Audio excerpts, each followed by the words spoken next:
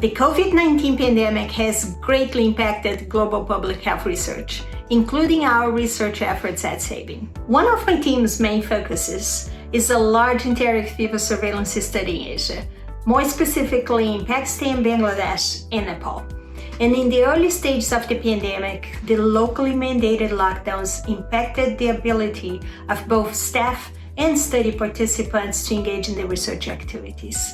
So the studies had to be temporarily paused or activities significantly reduced. The lockdowns also limited the availability of resources and supplies, such as reagents for our laboratory tests, because the border closings either grounded or delayed our shipments. In addition to the lockdowns and border closings, our partners also had to deal with shifting priorities in response to the crisis.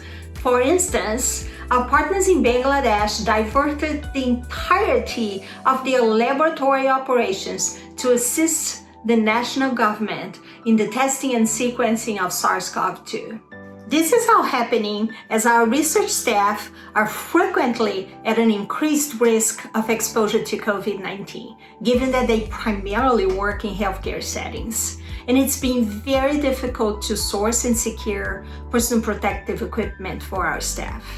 All of this combined, we have had to adjust our protocols to help ensure the safety and security of staff and study participants, which is our foremost concern. We are focusing on the activities that we can conduct remotely, such as follow-up phone calls and data checks. We are also developing a protocol for remote site monitoring in order to maintain quality assurance and control through extended travel restrictions.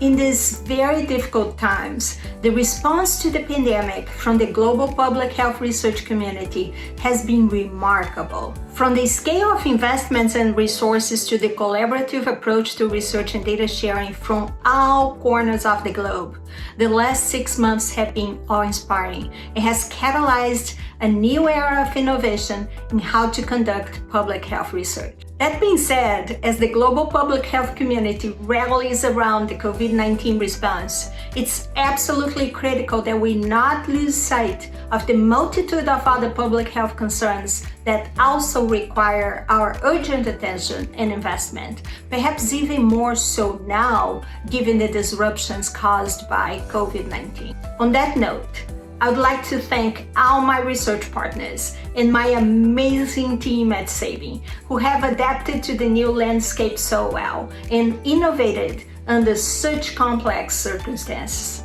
Thank you also to all public health researchers who continue to progress and forge our way ahead to a more healthy and equitable world. Thanks.